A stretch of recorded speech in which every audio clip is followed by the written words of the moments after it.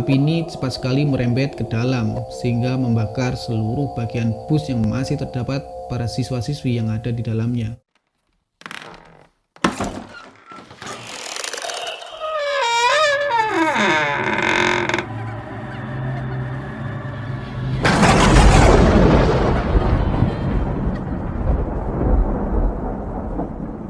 Oke, terima kasih buat kalian yang sudah klik video ini. Dan di video ini kita akan mencoba membahas tentang tragedi kelam yang bisa dikatakan sangat menyedihkan dalam sejarah transportasi bus di Indonesia. Dan sebelum ke pembahasannya, jika ada keluarga korban atau saudara yang menonton video ini, saya turut berbelasungkawa sedalam-dalamnya atas kejadian yang menimpa keluarga korban tersebut. Dan kecelakaan bus ini dikenal dengan nama tragedi Python 2003. Tragedi ini dialami oleh siswa-siswi beserta guru dari SMK Yapemda 1 Sleman, Yogyakarta. Dan total korban mencapai 54 korban jiwa, termasuk siswi SMK Yapemda 1 Sleman beserta guru dan juga pemandu wisata. Kita masuk ke kronologi kejadiannya. Kejadian ini bermula ketika siswa kelas 2 dari SMK Yapemda 1 akan mengadakan study tour dari Yogyakarta menuju ke Bali. Dan mereka berangkat menggunakan 3 bus yang masing-masing bus tersebut diberi nomor 1, 2, dan 3. Dan tragedi ini terjadi pada saat perjalanan pulang dari Bali menuju ke Yogyakarta pada tanggal 8 Oktober. Pada saat itu mereka akan melakukan perjalanan terlebih dahulu menuju ke pelabuhan Gilimanuk. Namun pada saat di perjalanan, bus nomor 3 ini sering sekali mendapatkan kendala. Dari mulai pecah ban dan sempat bus nomor 3 ini terlilit kabel listrik. Yang akhirnya bus nomor 1 dan nomor 2 ini mulai memilih untuk melakukan perjalanan terlebih dahulu ke pelabuhan Gilimanuk. Dan selanjutnya bus nomor 1 dan 2 ini melakukan penyeberangan menuju pelabuhan Katapang. Dan setelah bus nomor 1 dan 2 sampai di pelabuhan Katapang, mereka keluar lalu menunggu bus nomor 3 di pinggir jalan yang sebelumnya bus nomor 3 ini tertinggal di belakang. Dan tak lama kemudian bus nomor 3 ini mulai tampak keluar dari pelabuhan.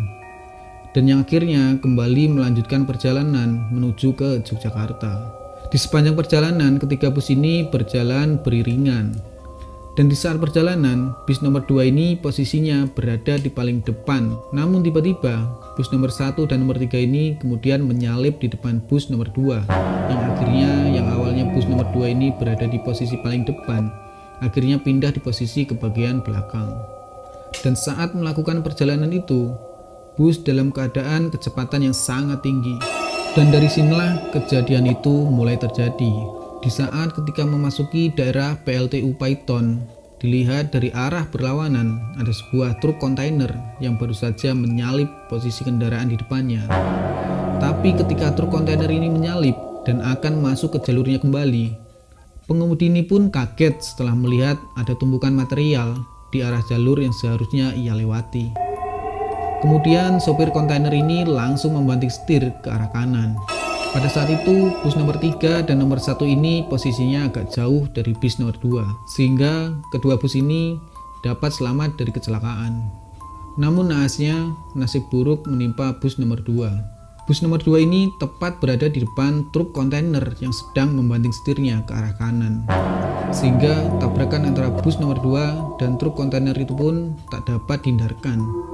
Kedua kendaraan itu pun saling bertabrakan. Dan kecelakaan itu pun semakin parah ketika tangki BBM dari truk kontainer ini kemudian pecah dan meledak sehingga menimbulkan kobaran api dan membakar bagian depan dari bus nomor 2 ini.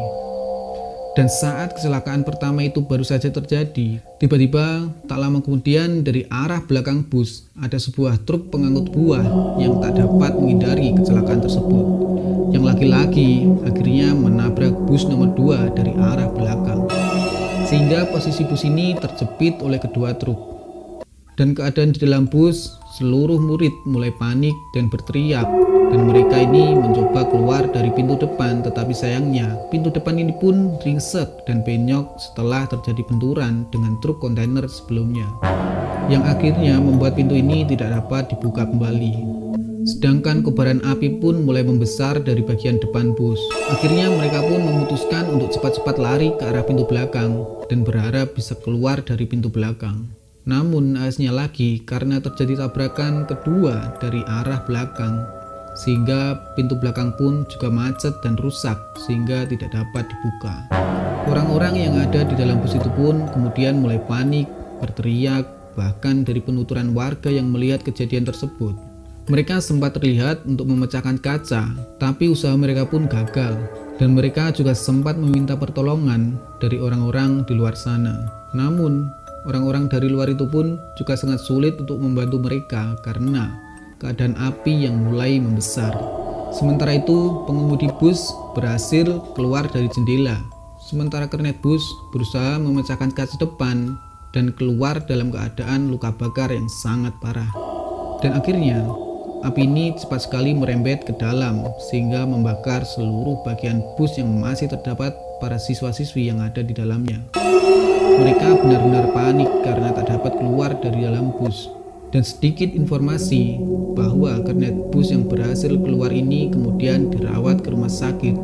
Namun akhirnya karena luka bakar yang sangat parah yang dialaminya, akhirnya kernet bus ini pun meninggal dunia. Evakuasi membutuhkan waktu sekitar kurang lebih 5 jam yang dibantu oleh polisi dan warga sekitar, dan kondisi para jenazah sangat sulit untuk dikeluarkan. Ada yang terjepit di antara kursi, dan kebanyakan para jenazah ini menumpuk di bagian pintu belakang. Jenazah korban kemudian dibawa ke RSUD Situbondo dan kemudian ditempatkan di ruang jenazah. Tapi karena ruang di sana sangat kecil kapasitasnya, jadi akhirnya mereka menaruh korban ini pun di sekitar lorong dari kamar jenazah. Dan tim RSUD ini memerlukan banyak sekali balok es untuk membuat jenazah ini agar tidak cepat membusuk. Dan di sisi lain, bus nomor 1 dan 3 ini telah sampai di SMK Yapemda 1 Sleman. Dan menurut keterangan para saksi, mereka agak bingung karena ketika mereka sampai di sekolahnya, mereka melihat banyak sekali wartawan dan juga guru. Dan ketika mereka diberitahu bahwa bus nomor 2 ini mengalami kecelakaan, mereka sangatlah kaget dan tidak mempercayainya. Dan sangat terpukul sekali karena bahkan mereka tidak mengetahui sama sekali tentang keadaan kecelakaan tersebut. Dan begitu pula yang dialami oleh orang tua korban yang akan menjemput anak-anaknya pulang dari study tour. Mereka sangat-sangat terpukul dan sangat tidak percaya akan adanya kejadian tersebut. Dan akhirnya setelah kejadian tersebut, disinilah pemerintah membuat peraturan tentang setiap mode transportasi darat harus memiliki alat pemecah kaca untuk menghindari kejadian seperti itu terulang kembali. Makanya sampai saat ini kita selalu melihat alat pemecah kaca di setiap bus atau travel sebagai antisipasi ketika pintu tidak dapat dibuka saat kecelakaan. Dan mungkin dari sebagian kalian yang akan menunggu-nunggu atau bertanya-tanya tentang kisah mistis di balik tragedi Python 2003 ini, saya mohon maaf.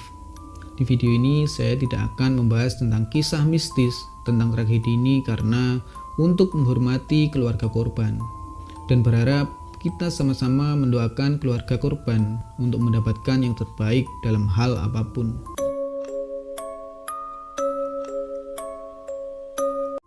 Dan terima kasih telah menonton video ini, dan sampai ketemu di episode berikutnya.